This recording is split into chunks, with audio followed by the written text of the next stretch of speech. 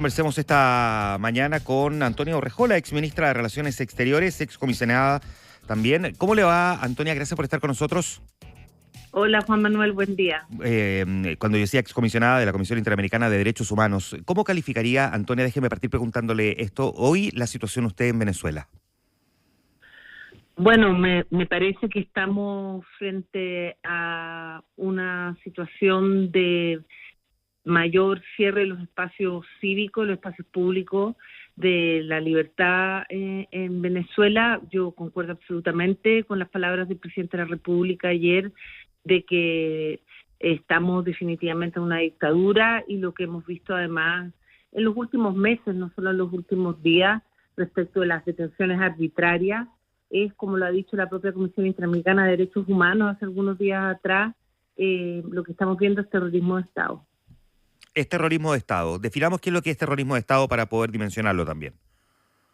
Bueno, es un abuso de la fuerza para poder perpetuarse en el poder, haciendo uso de todos los instrumentos legales, como también de la fuerza pública, para poder perseguir a las disidencias y poder cerrar los distintos espacios públicos, perseguir la libertad de expresión.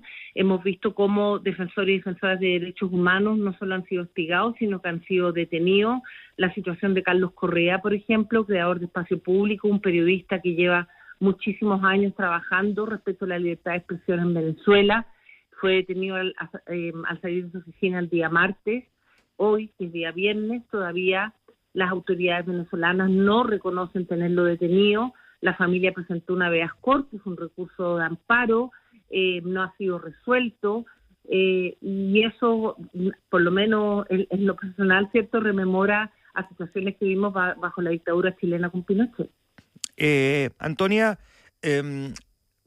¿cómo debe abordar la comunidad internacional una situación de esta naturaleza? Porque probablemente la sensación que hay en Latinoamérica y en buena parte del mundo, que observa lo que está ocurriendo hoy en Venezuela y que tiene más o menos la misma opinión y el mismo juicio que usted plantea, al mismo tiempo probablemente siente una cierta frustración por ver que hay una incapacidad en la práctica de la comunidad internacional de poder conseguir que Venezuela restablezca su cauce institucional democrático. Sí, lamentablemente, Juan Manuel, la situación de Venezuela, que no es una situación aislada, a mí me recuerda mucho. Yo trabajé mientras estaba en la Comisión Interamericana, bueno, yo seguí obligada a la situación de Nicaragua. Uh-huh. Y claro, me parece que la presión de la comunidad internacional, las denuncias, la visibilización de la situación que ocurre al interior de países que sufren gobiernos autoritarios y dictaduras, la labor de los organismos internacionales, Naciones Unidas, la Comisión Interamericana de Derechos Humanos, es fundamental, pero nunca es suficiente. Y mientras existe un gobierno que tiene lo que hemos visto sobre todo en los últimos meses, contrario incluso a varios analistas que pensaban, por ejemplo, que con las elecciones iba a haber una división al interior del chavismo, que iba a permitir una transición democrática, lo que vemos es un gobierno cuyas fuerzas internas están muy unidas, y vemos que también el poderío militar también está detrás de Maduro. Mientras no existe una erosión respecto de esos poderes, una división interna respecto de quienes están en el gobierno, la presión internacional nunca es suficiente, y efectivamente es frustrante, pero nunca es suficiente, y ahí más bien hay que continuar con esa presión, hay que continuar visibilizando. Y esa presión y esa visibilización no es para que existan cambios internos, lo es en parte, pero siempre, por lo menos en la experiencia mía, es muy importante para quienes están al interior de los países, en este caso respecto de los venezolanos y venezolanas que están luchando contra la dictadura, de no sentirse solos y poder continuar con una lucha que es interna. Y al final del día los cambios políticos en la dictadura se dan cuando existe un pueblo movilizado, esa es la verdad, pero siempre la comunidad internacional es fundamental. Ahora, ¿cómo se ejerce en la práctica ese tipo de presión? Porque también hemos visto que la más tradicional probablemente es la presión a través de algún tipo de sanciones económicas, y sin embargo las sanciones económicas lo que hacen en la práctica es perjudicar más a la población que a las autoridades que están en el poder. Uno podría entender, claro, que cuando la población siente la escasez, presiona al gobierno por cambios y que eventualmente eso pueda provocar la recuperación de ciertos espacios democráticos, pero la verdad es que la presión económica lo que hace es que ahoga más al ciudadano que a la autoridad. Sí, efectivamente, y de esa perspectiva, desde la perspectiva de los derechos humanos, existen incluso informes de la Oficina del Alto Comisionado de Derechos Humanos de Naciones Unidas que es contraria a las sanciones Ujú. económicas que usted menciona precisamente por lo que usted dice. Otra cosa distinta son las sanciones económicas personales que se hacen a agentes del régimen. A mí me parece que eso sigue siendo una herramienta útil, pero no suficiente. Y por otra parte, la verdad es que frente a Venezuela, y creo que por eso además podemos explicar cómo estamos viendo Maduro ya entrar en un tercer periodo, el tema del petróleo es un tema que está siempre presente, que al final las relaciones económicas lamentablemente muchas veces son más importantes que la estabilidad democrática de un país, y por lo tanto esas sanciones hemos visto que van y vienen y también tienen que ver con las relaciones comerciales que existen respecto al petróleo.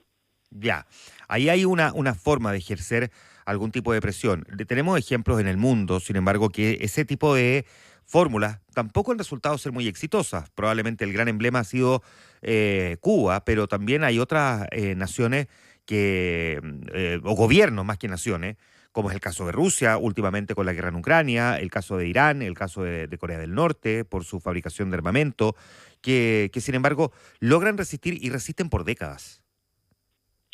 Sí, es decir, lamentablemente cuando hay una dictadura, lo que hacen las dictaduras es ir aislándose y donde la opinión de la comunidad internacional, de los organismos internacionales les tiene sin cuidado.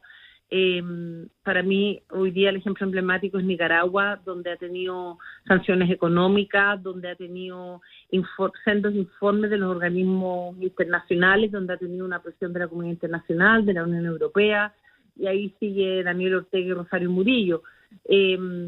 Por eso, mientras no se logre una erosión interna de estos regímenes, lamentablemente es muy difícil esos cambios, pero eso no quiere decir, Juan Manuel, de que la comunidad internacional pase a la inactividad y se olvide de estos países precisamente porque las distintas medidas que se han tomado desde la comunidad internacional no han resultado. Me parece que la presión de la comunidad internacional tiene que seguir de manera permanente y tiene que seguir en coordinación con lo que están haciendo las organizaciones al interior de aquellos países. El caso de Venezuela es lo mismo. Hoy, lamentablemente, vemos, ¿cierto? Y lo más probable es que hoy día Maduro va a asumir su tercer mandato, porque Maduro sigue teniendo el control militar e institucional y sigue siendo un gobierno cohesionado.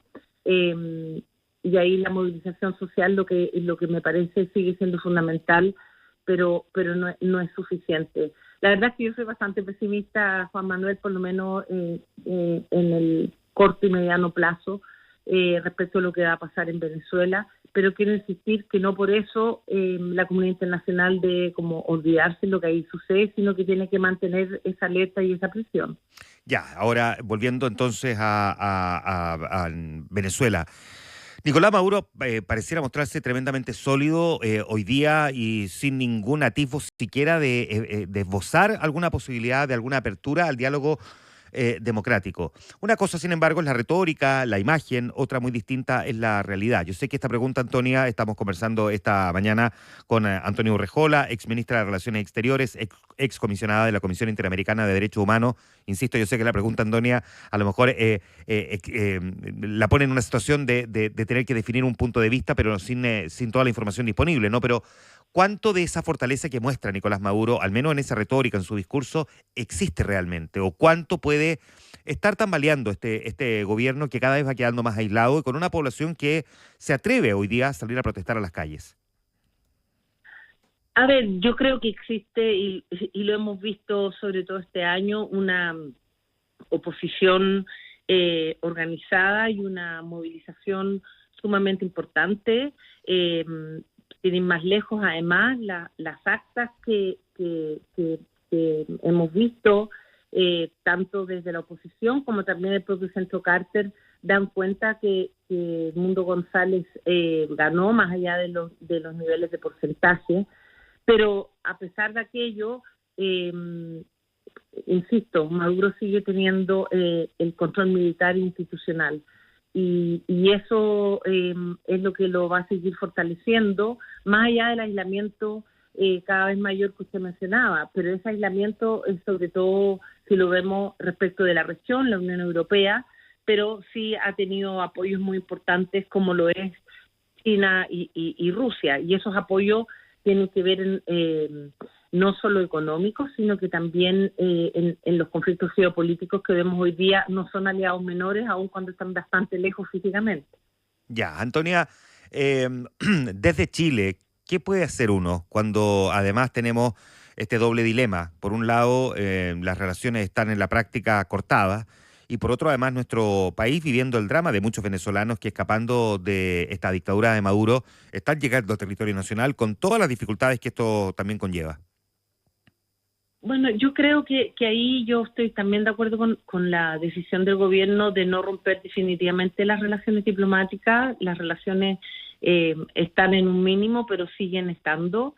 Yo creo que lo que Chile tiene que pensar ahí es, por una parte, continuar denunciando esta violación a los derechos humanos, como lo ha hecho el presidente de la República, pero a la vez lograr mantener algún tipo de diálogo, precisamente por lo que usted señala respecto del tema migratorio.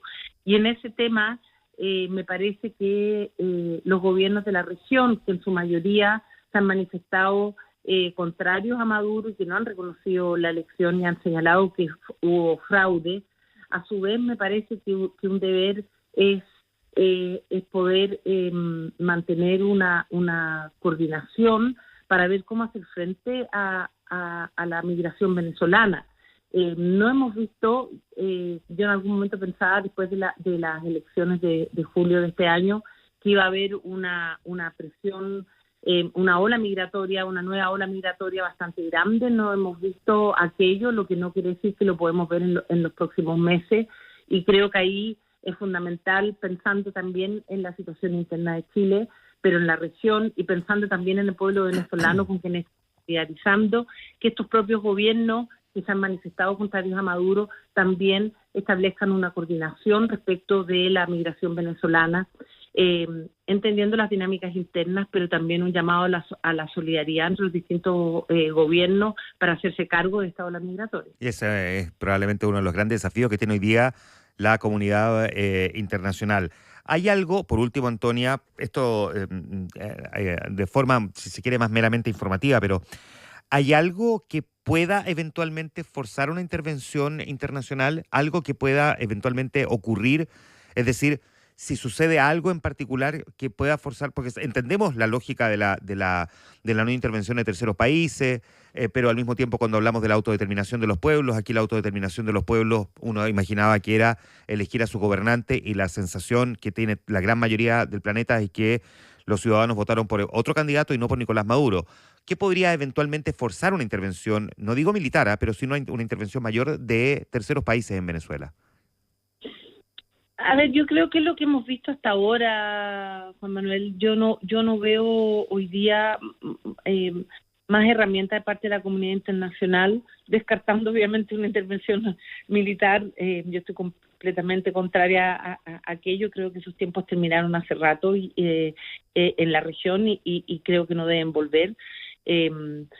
Y desde esa perspectiva es lo que yo señalaba al comienzo. Yo creo que la comunidad internacional tiene que seguir manteniendo esa alerta, tiene que seguir ejerciendo las distintas presiones que se han hecho, y estar atentos también a lo que está realizando la oposición, entregándole también apoyo a la oposición, en su momento entregándole la posibilidad de asilarse a aquellos que se asilen en las distintas embajadas, el apoyo a los dirigentes, denunciando las detenciones y la prisión política y las detenciones a defensores y defensoras de derechos humanos. Yo no estoy de acuerdo, usted no me lo ha preguntado, pero no estoy de acuerdo en en volver a hacer un poco lo que fue el tema de Guaidó, ¿no? Donde hubo un reconocimiento a Guaidó como presidente.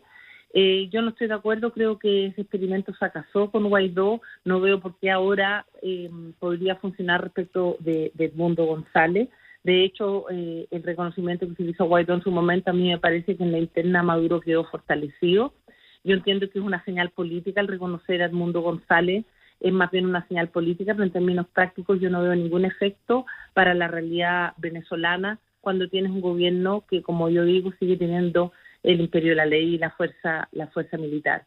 Mientras eso ocurra, no veo ningún cambio. Me parece sí que países como Brasil tienen que continuar buscando poder ejercer alguna influencia. Siempre es importante que existan países que tengan algún diálogo con los gobiernos para poder ver si se puede encontrar alguna salida política. Hoy día estamos viendo que eso no ha resultado. Los esfuerzos que hizo en su momento Brasil, Colombia y México, lo que estamos viendo hoy día es que eso no resultó. Claro. Y fue inútil, pero sí me parece que algunos países deben seguir intentando establecer algún diálogo. Obviamente estos son diálogos reservados y privados, pero siempre tratando de buscar una solución pacífica para una transición democrática en Venezuela. Muy bien, muchísimas gracias, Antonia, por conversar esta mañana con nosotros. Antonia Urrejola, exministra de Relaciones Exteriores y excomisionada de la Comisión Interamericana de Derechos Humanos. Antonia, muchas gracias por conversar esta mañana con nosotros. Gracias a ti, Juan Manuel. Buen día. Buen día, muchísimas gracias. 7:38.